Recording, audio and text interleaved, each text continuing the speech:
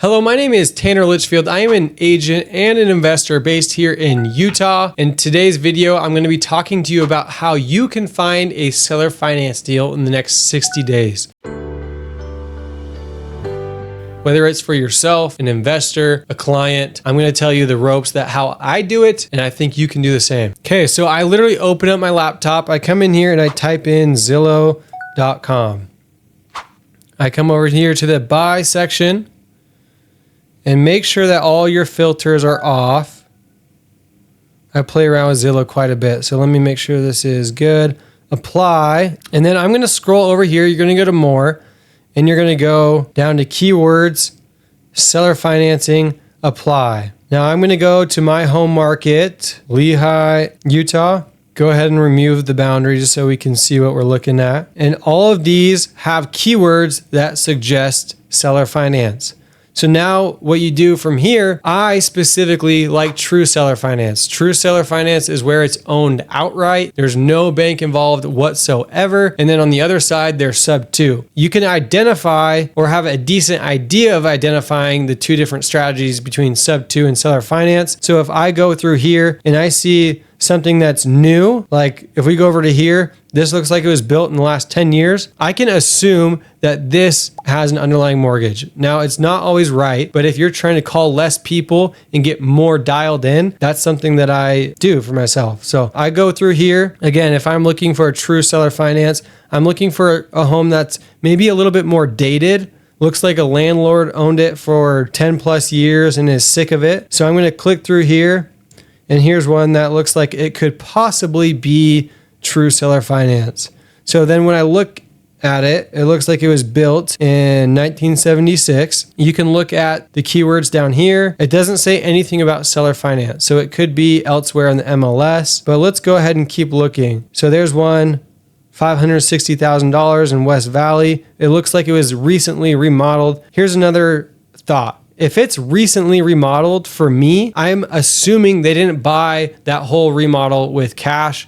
And so I assume that there was some sort of construction loan. And so I don't love it for my best odds at a true seller finance house. Again, these are all assumptions. It's not always the case, but I try and call less people. Okay.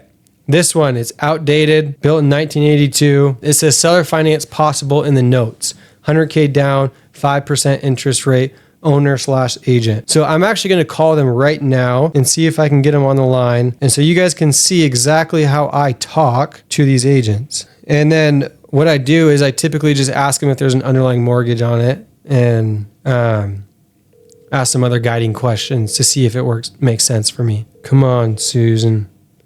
Answer the phone. Okay. It looks like there is a co-agent on here. So I'm going to go ahead and dial them. Jill, how's the day going? This is Tanner Litchfield with Real Broker. Oh, hi, Tanner. How are you? I'm wonderful. How are you? I'm doing fantastic. How can I help you? Yeah, so I actually have your listing pulled up here. Looks like you're a co-agent with Susan. Pleasant Grove. Looks like it's on 800 North. Yes, that Pleasant Grove is Darlene. In fact, she's actually here in my office. Can I hand you over to her? Yeah, that would be great. She's the actual owner of the house, so she can give you all the details. I've got an appointment to run into. She can help take care of all that for you. That's beautiful. Thank you so much. Okay, you're welcome. Hang tight. Perfect. Hello. Hey, Susan, this is Tanner. How's it going? Hi, good, thanks. Good. Hey, so I have your property pulled up here. I'm just on Zillow, but I'm an agent here at Real Broker. I saw you guys are offering seller finance on this one. Is the property owned outright? It is not. It would be a wraparound. Okay, perfect. And what's the balance that's left over? Right now, it's about $420. Okay, perfect. And then is there flexibility? I have a few investor clients that I'm calling on, and they're. I won't work with an investor because they're going to try to undercut the price. Okay, so my investors, they actually care less about the price. They care more about the terms because they're long-term investors. They're not looking to flip it by any means. So they actually, they care less about purchase price, more about terms. And so with that being said, there has to be some wiggle room, right? With the interest rate, is there flexibility there? No. Okay, so there's no flexibility with the terms that have been provided whatsoever. No, it's 5% is as low as I would go on it. Yeah. Okay, and what's the current balloon that you guys are offering? It depends. I'm flexible on that part. Okay, so that's the one term that you would be flexible on. On the length of the term, within reason. I did have somebody that offered 27 years. Jeez. I said no. I would say no too. Yeah. I said no, I'm not going to live that long. I'm not about to carry that so that my posterity has to deal with it. No. No, I think that's ridiculous. So what about the down payment? Is that flexible? I do have some flexibility with the down payment, but I couldn't cut it in half or do 25,000 down or anything like that. Okay, but would 60? I just retired, and so I'm trying to, pull my money out of it so that I can invest it in a way that will give me a monthly return. Okay. Well, I guess if there is an equity attached to that that's still giving you a return on like a second mortgage with this, that's not something you're interested in? No. Okay. You want it in like a high yield savings account or something? Yeah, Okay, well that makes sense. I have a couple clients that I'll put this in front of and see if there's anything we can do here. But yeah, that down payment is going to be probably the hardest part for them. So we'll see. What would they reasonably want to put down, I guess would be my question. Yeah, I have one client that could go up to like 60,000 and he's actually looking for a primary residence. So I don't know if that's worth exploring. I would raise the interest rate. Okay, what would you raise the interest rate to? I'd really have to think about that. Okay. Look at it because I would still want it to be advantageous against where our interest rates are currently for a buyer. But I would need, if I was going to take less down, I would need to raise the interest rate. Yeah. But I would have a higher monthly yield out of it. Yeah. So with my... To get the cash up front. Yeah, no, I totally get that. And I just had a client pull like a 6.25 on an FHA, and that's kind of what they're competing with now. But there's motivation on the market, and so instead of going seller finance and negotiating there, like if they can get a steep discount on another property and not do seller finance, that's kind of the two angles they're going from. So sure. Let me bring it up to him and just see before we dive into the negotiations too much, but I appreciate the call a ton. I am very anxious to get it sold. Like I say, I just retired, and so I really am not.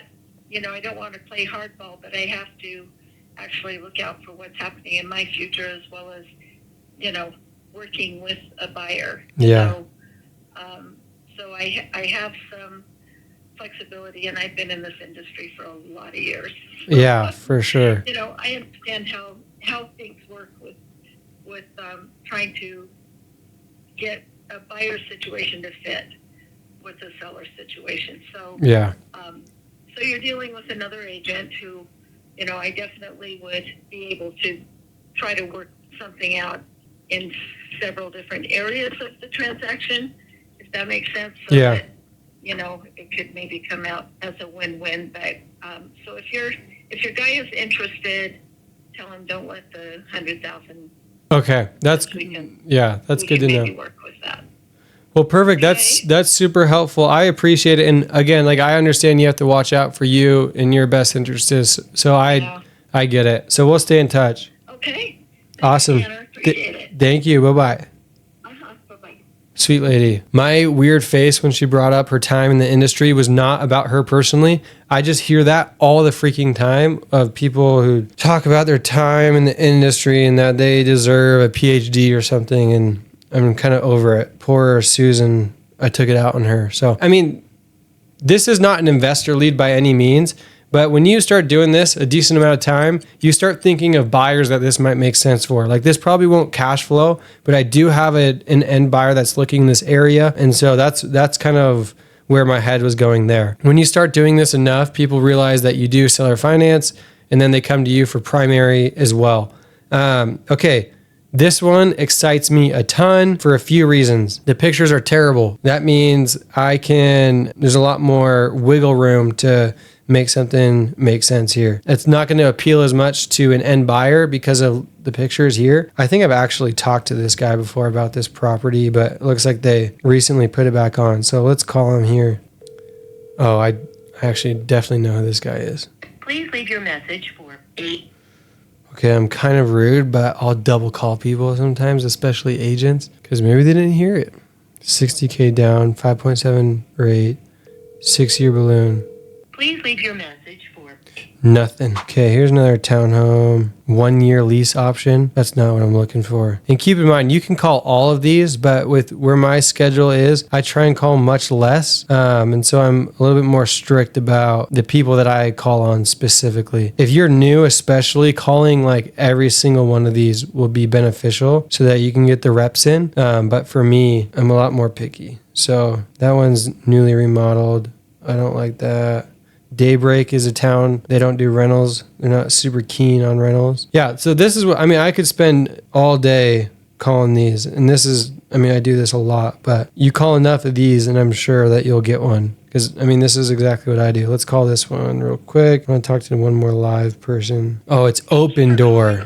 Oh, Open Door sucks. Don't ever work with them. I won't even try and talk to someone there because it'll take me 3 business days to reach a real person. I don't even know if that's an exaggeration, sadly. Ooh, I like this one. Unless it's remodeled, then I don't like it. It's old enough. Yeah, I like it. I like it. Let's call them.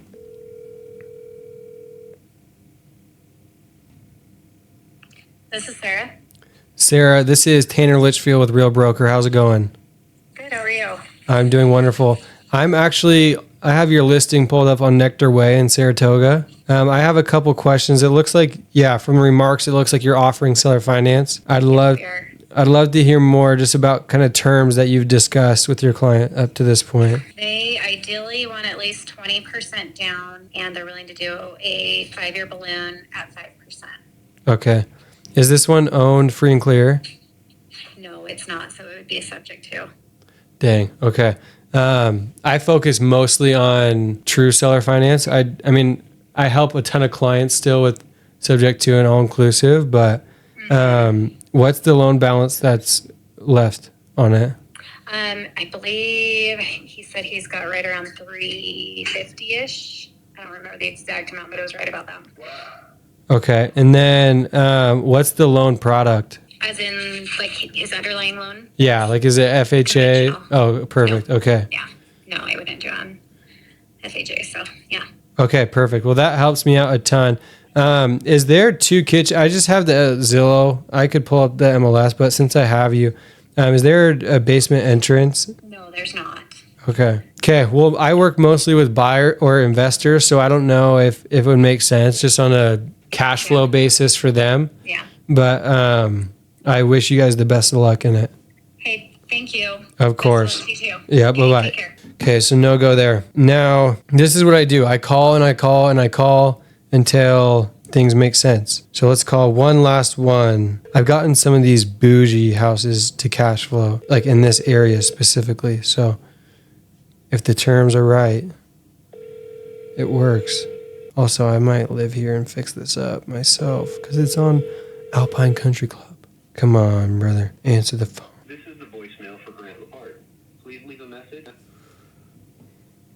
Okay, nothing there. But you get the gist. So you call, you find opportunities that fit your needs, you collect as much info as possible, and then you work backwards. If you've seen any of my videos, I call the equation work backwards with the 5 levers, right? So the 5 levers are purchase price, down payment, interest rate, amortization schedule, and balloon payment. If they care so much about the purchase price, like that first lady I talked to, then give them the purchase price and then work with interest rate and these other ones. Sometimes they want all of them, and that's going to happen. There's unrealistic sellers out there all the time. You move on to the next one. But use those levers to find a deal that makes sense for you. Don't get caught up if it's not a deal. Spend the energy finding another one. And that's what I would do to find a seller finance deal in the next 60 days. Hopefully that helps. Drop a comment if you have any questions. Let's get it.